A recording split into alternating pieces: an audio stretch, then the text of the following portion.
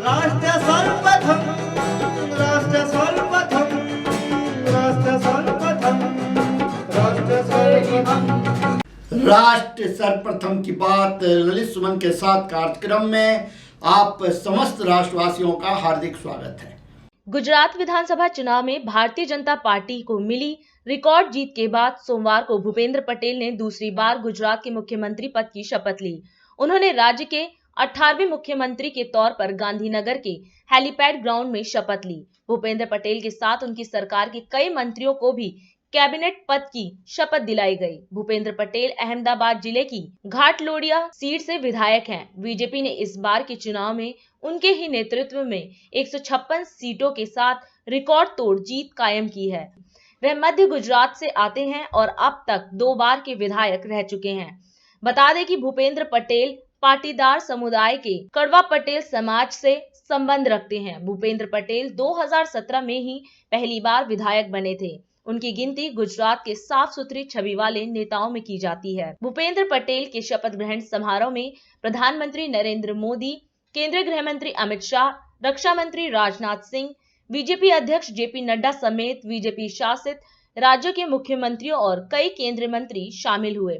भूपेंद्र पटेल के साथ जिन विधायकों को मंत्री पद की शपथ दिलाई गई, उनमें कुन्नूभाई देसाई, बलवंत सिंह राजपूत, बीजेपी नेता नरेश पटेल, बच्चूभाई खबाद, परसोत्तम सोलंकी, हर्ष सांघवी, जगदीश विश्वकर्मा, ऋषिकेश पटेल, राघवजी पटेल, भानुबेन बाबरियाल, कुबेर डिंडोर आदि के नाम शामिल हैं। बिहार के मुख्यमंत्री नीतीश कुमार की गृह जिला नालंदा वासियों को आज एक बड़ी सौगात मिलने जा रही है। नालंदा में राजकीय दंत चिकित्सा महाविद्यालय बनकर तैयार हो गया है। ये डेंटल कॉलेज नालंदा के रहुई प्रखंड के भागन बिघा में बन रहा है। 410 करोड़ की लागत से बने इस कॉलेज में बेहतर तकनीक और अत्याधुनिक सुविधाओं से लैस डेंटल कॉलेज में अगले सत्र से 100 सीटों पर एडमिशन होगा। डेंटल कॉलेज का उद्घाटन आज खुद सीएम नीतीश कुमार और उप मुख्यमंत्री तेजस्वी यादव ने किया। राजकीय दंत चिकित्सा महाविद्यालय एवं अस्पताल और इसका नामकरण है पैठना भागन बिघा रहुई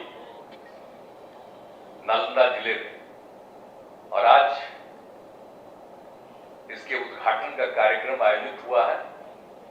दंत चिकित्सा महाविद्यालय अस्पताल इसके निर्माण के लिए जो जमीन देने वाले हैं सब लगभग 19.25 एकड़ से ज्यादा दे चुके हैं। ये देने वाले सब पैठना के ही हैं पूरे तौर पर।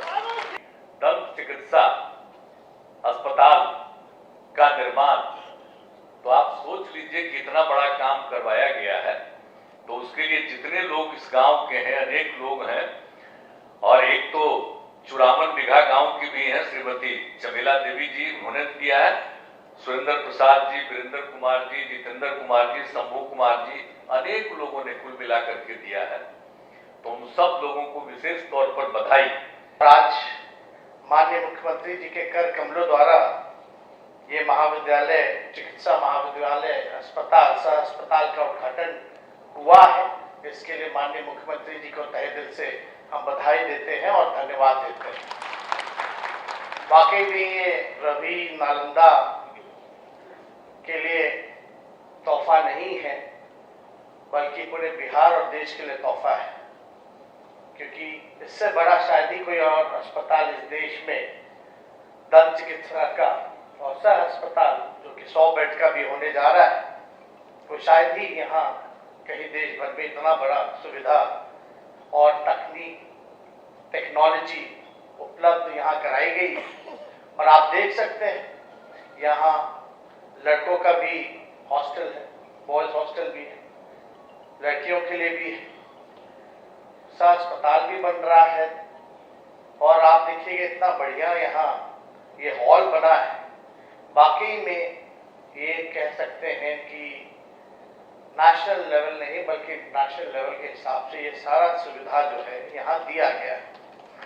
और माननीय मुख्यमंत्री जी के मार्गदर्शन में स्वास्थ्य विभाग लगातार जो है आगे बढ़ रहा है और मरीजों को चाहे कहीं के भी मरीज हों, किसी भी रोग से पीड़ित मरीज हों, उनको सुविधा ज़्यादा से ज़्यादा मिले, लोगों का इलाज हो सके, ये स्वास्थ्य विभाग की प्राथमिकता रही है।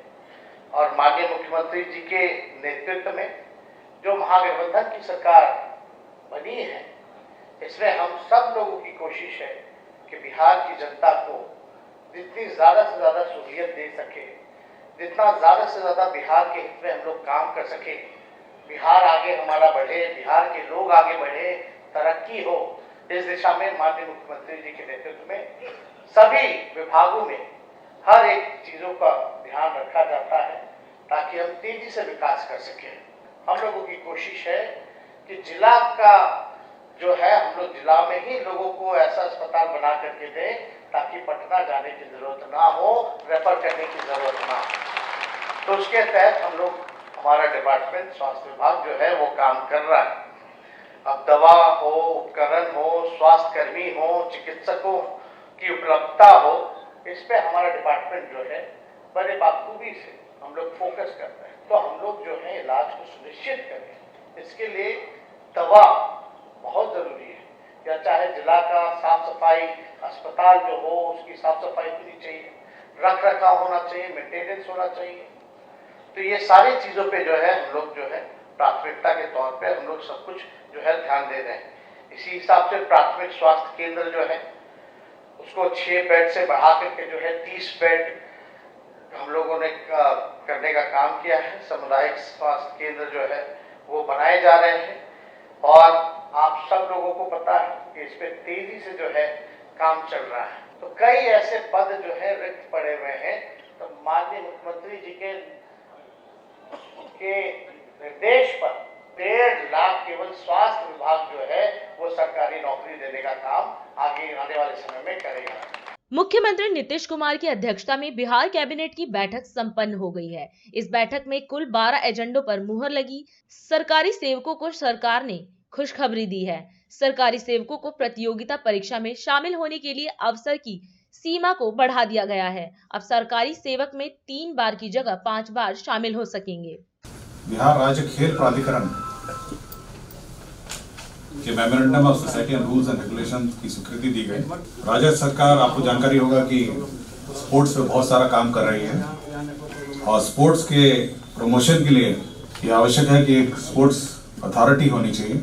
एक स्पोर्ट्स अथॉरिटी पहले भी थी लेकिन वो रजिस्टर्ड नहीं थी, तो राज्य सरकार ने इस स्पोर्ट्स अथॉरिटी को एक रजिस्टर्ड बॉडी के रूप में गठित किया है ताकि स्पोर्ट्स बॉडी के माध्यम से राज्य में विभिन्न स्तर पर खेल, विभिन्न खिलाड़ियों का चयन, विभिन्न खिलाड़ियों का कोचिंग और देश और विदेश में इस अथॉरिटी के माध्यम से हमारे खिलाड़ी लोग भाग ले सकेंगे, इसके लिए अथॉरिटी का गठन किया गया है। तो ये बहुत ही एक महत्वपूर्ण बॉडी होगी जो राज्य में स्पोर्ट्स के मद्देनजर गठित की गई है और आज के दिन में पदाधिकारी हैं और हम लोगों ने पद भी सृजित करने के प्रस्ताव हैं। तो ये एक महत्वपूर्ण बॉडी है और यही बॉडी होगी जो कोचिंग, ट्रेनिंग, कैपेसिटी बिल्डिंग और पूरे क्षेत्र में स्पोर्ट्स से संबंधित जितने भी कार्य हैं उसका संचालन इसके माध्यम से होगा।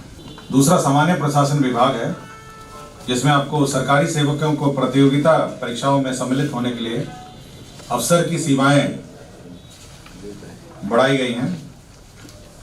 मैं जो प्रस्ताव है मैं पढ़ देता हूं जिस पर स्वीकृति दी है।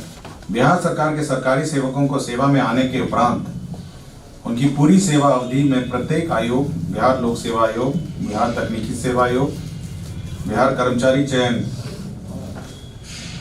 आयोग द्वारा आयोजित प्रतियोगिता परीक्षाओं में सम्मिलित होने के लिए अलग अलग अधिकतम कुल 5 अवसर ही अनुमान्य होंगे।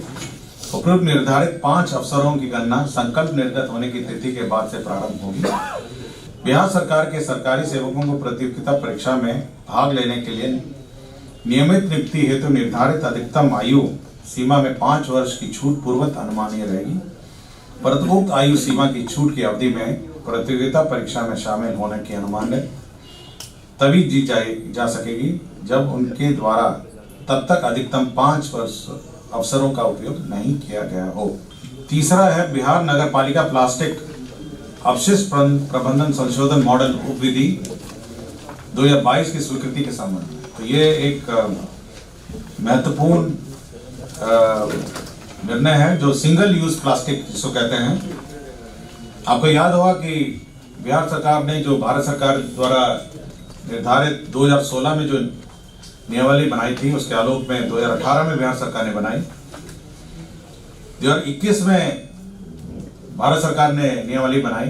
अब उसी के आलोक में 2022 में बिहार सरकार ने अपनी नियमावली बनाई। ऐसे सभी बाकी तो रूटीन मैटर हैं जिसमें रिटर्न है, फाइल है, उसका डिक्लेरेशन सब है। तो सबसे महत्वपूर्ण इसमें इशू है वो है फाइन का, मतलब जुर्माना का। पद सृजन के प्रस्ताव है विज्ञान एवं प्रौद्योगिकी विभाग, भागलपुर अभ्यंतरण महाविद्यालय भागलपुर में कंप्यूटर साइंस एवं इंजीनियरिंग के 5 पाठ्यक्रम है। शैक्षणिक और गैर शैक्षणिक पदों का सृजन है। गया अभ्यंतरण महाविद्यालय एवं दरभंगा अभ्यंतरण महाविद्यालय में भी कंप्यूटर साइंस और इंजीनियरिंग के पद सृजित हैं। 9 पद हैं कुल, 5 हैं ये भागलपुर के हैं, दरभंगा और गया के 9 पद हैं, 9 पद हैं। तो ये एक पद सृजन का प्रस्ताव है। विज्ञान प्रौद्योगिकी विभाग का फिर एक और है। दरभंगा अभ्यंतरण महाविद्यालय में फायर टेक्नोलॉजी एंड सेफ्टी पाठ्यक्रम के 12 पद हैं। बख्तियारपुर अभ्यंतरण महाविद्यालय बख्तियारपुर में फायर टेक्नोलॉजी के ये कुल 18 पद हैं। तो ये सभी पद जो शैक्षणिक और गैर शैक्षणिक मिला के तो ये पद सृजन का है।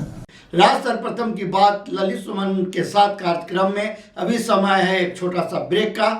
हम चलते हैं ब्रेक पर। ब्रेक के बाद हम आपसे बात करेंगे अन्य मुद्दों पर। अब कहीं जाए नहीं, छोटा सा break. This programme is sponsored by Shreya furnishing, unit of Nirmal's. 7 दिन आपकी सेवा में। हमारे यहाँ कम से कम दाम पर कपड़े उपलब्ध हैं।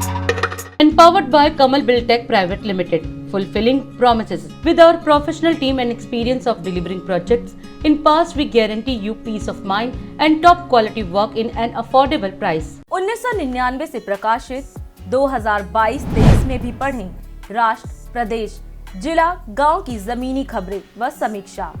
आप भी जुड़े सकारात्मक मीडिया टीम से। प्रिंट, वेब, सैटेलाइट मीडिया का सकारात्मक टीम का हिस्सा मदर इंडिया पत्रिका के माध्यम से बने। 27वें वर्ष में आपकी लोकप्रिय समाचार पत्र इंडिया दर्पण का प्रवेश। आप भेजते रहे अपने क्षेत्र की खबरें।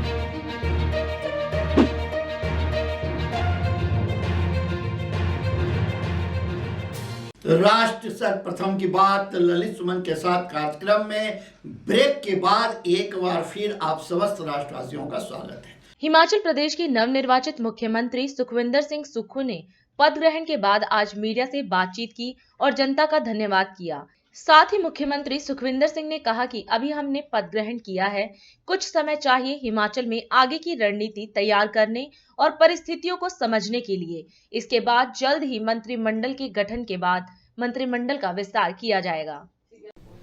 आज हिमाचल की जनता ने एक आम परिवार के आम व्यक्ति को, जिसने राजनीति में कभी ये सोचा भी नहीं था कि वो प्रदेश की बागडोर संभालेगा और आज उस कुर्सी पर पहुंचेगा, जिसके लिए मैं प्रदेश की जनता का बहुत बहुत धन्यवाद करता हूं। कुछ क्षण भावुकता के होते हैं और इस दृष्टिकोण से भी लोगों ने हमें सेवा करने का मौका दिया है। हम जो बात हमने कही है कि हिमाचल के सभी वर्ग, समाज का कोई भी ऐसा वर्ग जिसमें महिलाएं, किसान, बागबान, मजदूर, दलित, युवा साथी, जो भी उनके हित की नीतियां होगी, मेरे सम्मानित विधायकगण, उप मुख्यमंत्री जी मुकेश अग्निहोत्री जी और हमारे जो वरिष्ठ नेता है पार्टी में, जिन्होंने अनुभव किया है, ठाकुर कौल सिंह जी, कुलदीप जी, जिन्होंने पार्टी को सींचा है। हम सब लोग पार्टी को सींचा है हम लोगों ने, और जब पार्टी को सींचते हैं तो उस सींचने के बाद जब वो गुलदस्ता बनता है, उस गुलदस्ते में से एक अगर कोई कमल खिलता है तो उसका मतलब होता है कि वो सबके लिए एक सम्मान है, सबके हित की बात करने के लिए है। इस दृष्टि से हम आज पहली बार यहाँ ऑफिशियल तौर पर चार्ज ले रहे हैं और एक सही दिशा में इस प्रदेश को आगे बढ़ाएंगे। यही मेरा आप लोगों से कहना है। अभी मंत्रिमंडल के विस्तार की चर्चा राजीव शुक्ला जी ने कहा है कि आपने करनी है।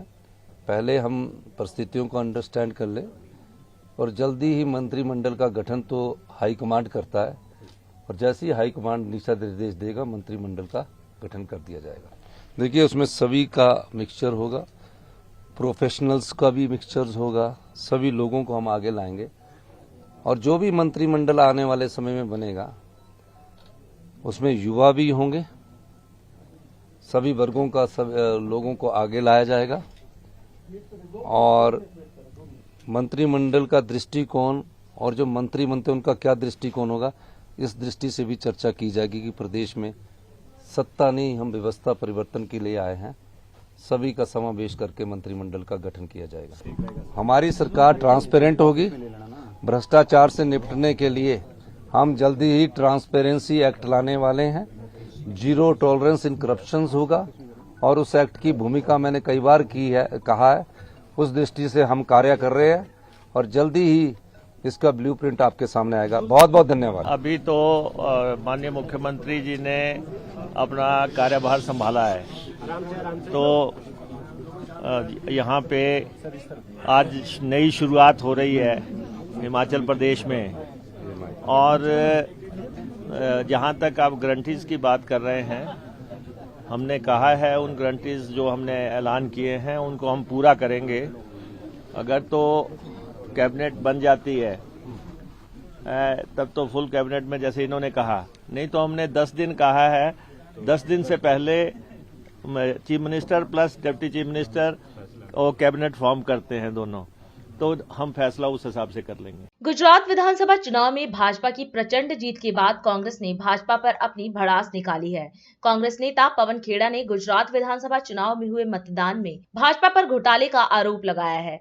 पवन खेड़ा ने कहा कि आखिरी घंटे में अचानक वोटों की बढ़ोतरी हुई है, जो कई सारे सवाल खड़े करती है। चुनाव से पहले पूरी तरह से हम 2 राज्यों में सरकार में थे, चुनाव के बाद हम 3 राज्यों में सरकार में हैं। पिछले कुछ महीनों में हम लोग, हमारी पार्टी के प्रतिनिधिमंडल लगातार चुनाव आयोग में जाता रहा, अलग अलग मुद्दे उठाता रहा। प्रचार से संबंधित, मॉडल कोड ऑफ कंडक्ट की अवहेलना से संबंधित, एनसीपीसीआर से संबंधित जहां एक बच्ची का इस्तेमाल किया जा रहा था मोदी जी के प्रचार में,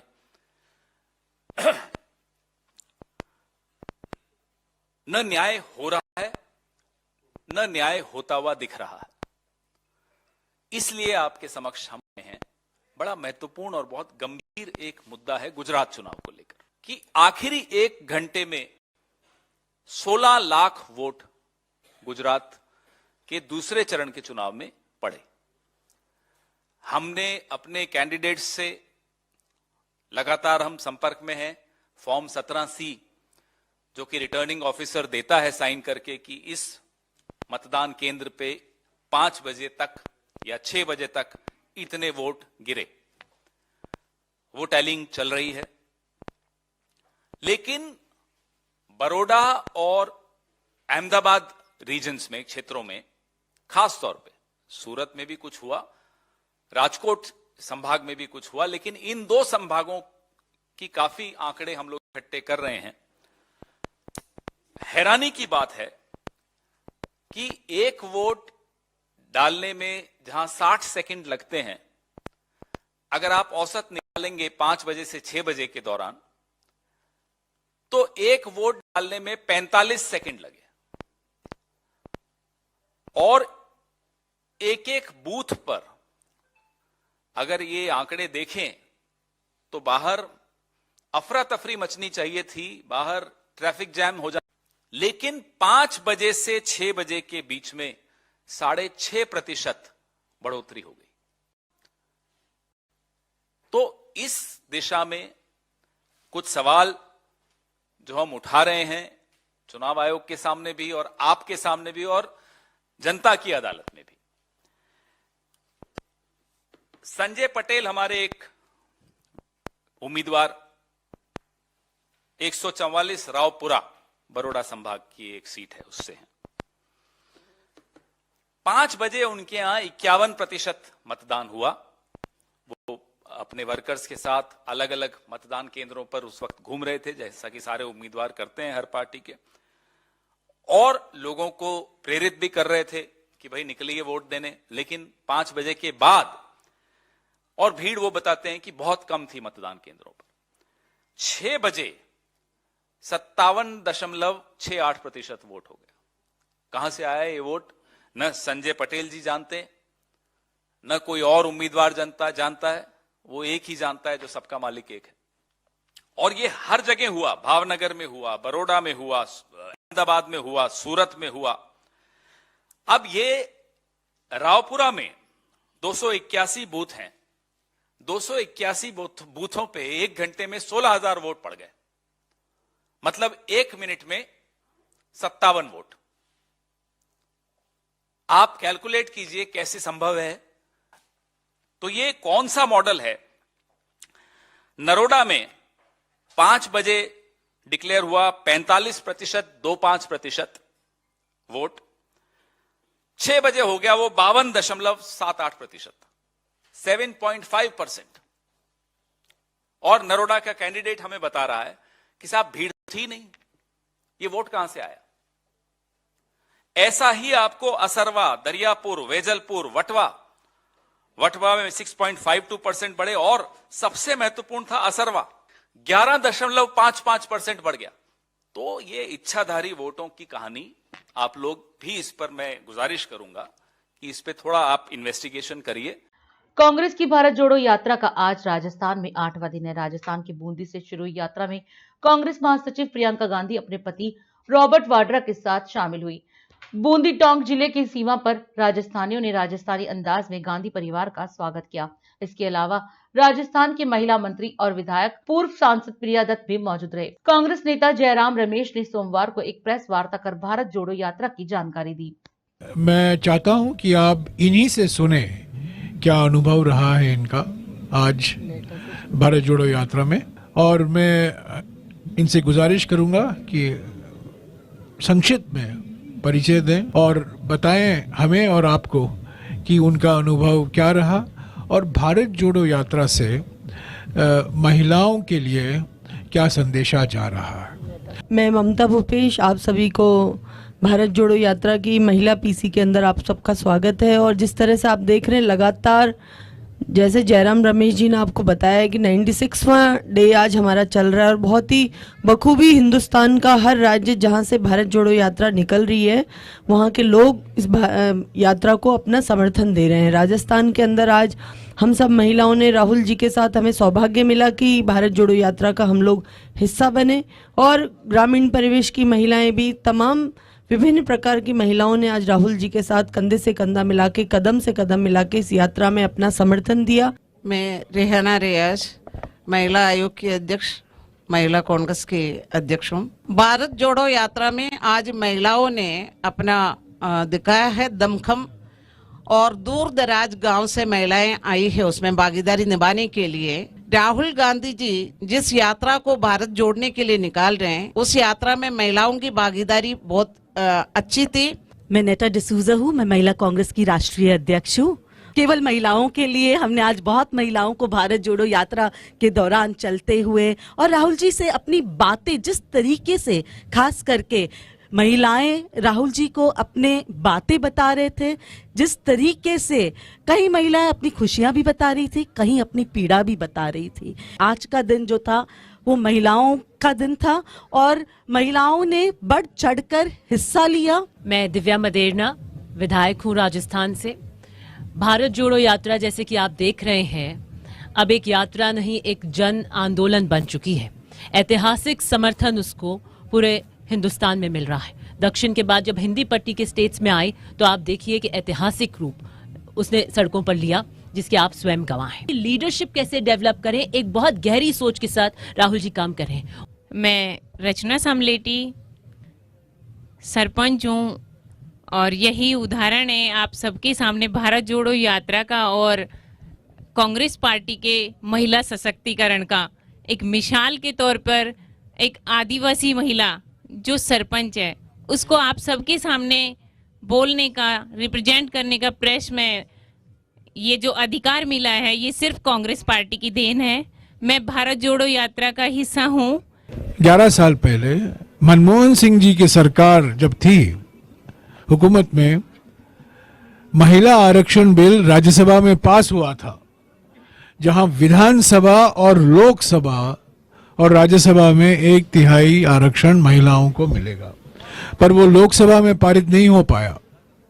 अभी भी वो बिल जिंदा है, क्योंकि राज्यसभा कभी भंग नहीं होता है, लोकसभा भंग हो जाता है चुनाव के बाद, पर राज्यसभा बरकरार है, चलता रहता है।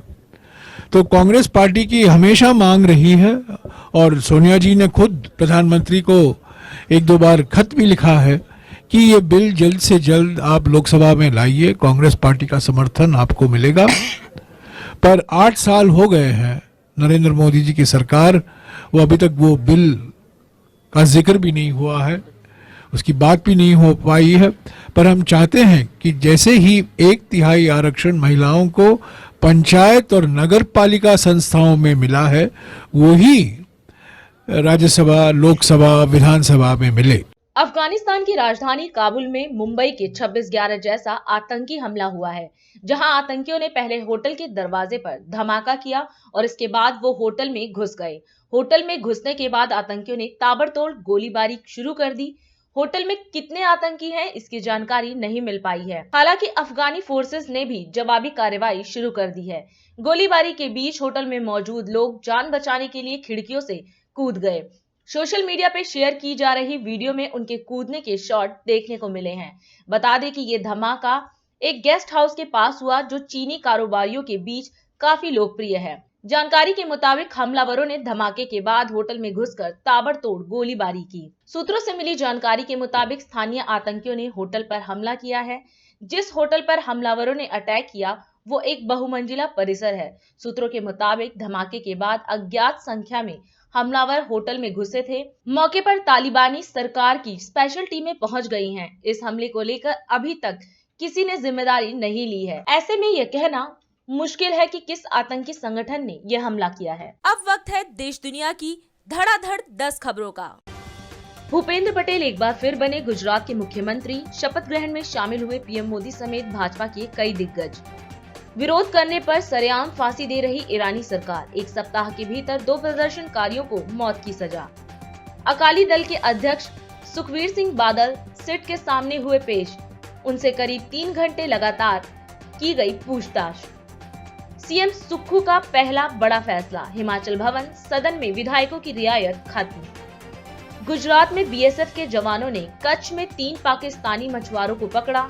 तीनों ने भारतीय सीमा को किया था पार। इंडियन ग्लोबल फोरम यूएई में भू राजनीतिक परिदृश्यों पर चर्चा। भारतीय विदेश मंत्री एस जयशंकर ने यूएई को भारत का तीसरा सबसे बड़ा व्यापार भागीदार बताया। अपनी अगली फिल्म पठान के रिलीज होने से पहले मां वैष्णो देवी के दर पहुंचे बॉलीवुड अभिनेता शाहरुख खान। सीसीटीवी की फुटेज हुई वायरल। मौसम विभाग ने जारी किया अलर्ट। चक्रवाती तूफान मैंड्रूस के कारण दक्षिणी राज्यों तमिलनाडु, कर्नाटक, केरल और तटीय आंध्र प्रदेश में भारी वर्षा होने की संभावना। आर्टेमिस 1 मिशन का पहला स्टेज पूरा। 25 से ज्यादा दिन की यात्रा करने के बाद चांद का चक्कर लगाकर लौटा। संसद के शीतकालीन सत्र का आज 5वां कार्य दिवस। देश की बढ़ती अर्थव्यवस्था से जलते हैं कुछ लोग, लोकसभा में बोली वित्त मंत्री निर्मला सीतारमण। और अधिक खबरों के लिए आप हमारे YouTube चैनल दैनिक इंडिया दर्पण को अभी सब्सक्राइब करें और नोटिफिकेशन के लिए बेल आइकन को प्रेस करना ना भूलें।